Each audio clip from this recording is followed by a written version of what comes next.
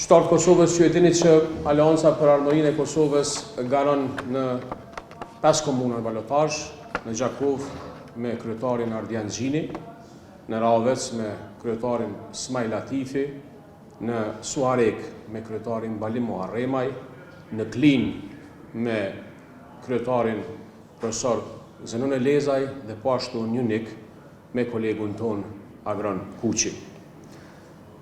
Nga dhënat që i kemi nga shtabet tona zgjedhore, mund t'i ndaj disa dhëna të cilat mendoj janë të rëndësishme për publikun dhe qytetarët që sot e ndjekin këtë ditë feste për Kosovën.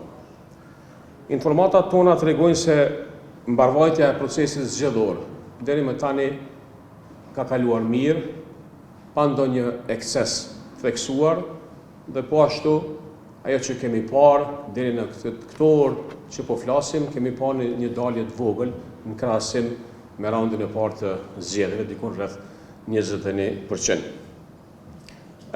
Dhënat nga komunat po ashtu tregojnë se kanë pas disa ankesa që janë ndërlidhur kryesisht me votimin e personave me aftësitë kufizuara, të cilat ne i kemi raportuar tek Komisioni Qendror Zgjedhor, respektivisht tek përfaqësuesi i zoti Muharrem Nitaj, i cili ka adresuar për shkak se ka pas disa probleme me votimin e asistent.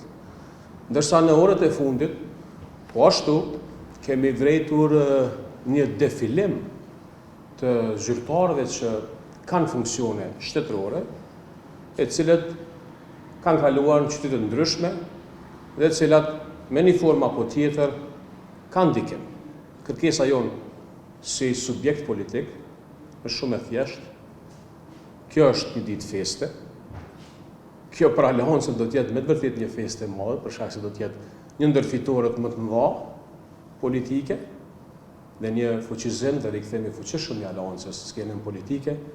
Mos ta prishim në këto orë përmes defilimit dhe mekanizmave shtetëror një festë që është bukur e madhe dhe shumë e rëndësishme. Nga këtu, nga selia e Aleancës për Armërinë e Kosovës, i ftojmë gjithë qytetarët e Kosovës ta dhënë kontributin e tyre më të madh në demokraci, për shkak se dalja në zgjedhje, marrja pjesë dhe votimi, vota e secilit prej nesh, pasi dyshim është momenti i gjykimit për secilin prej nesh, po mirë po edhe kontributi i secilit qytetar. Andaj ftojmë secilin qytetar të shfrytëzojnë këto 3 orë që kanë mbetur, të dalin dhe të votojnë. Po ashtu i ftoj edhe kolegët tonë që të mobilizohen. Ne jemi këtu në seli për çfarëdo informate dhe jam i bindur se për gjithë ne ky do të jetë kontributi më i madh.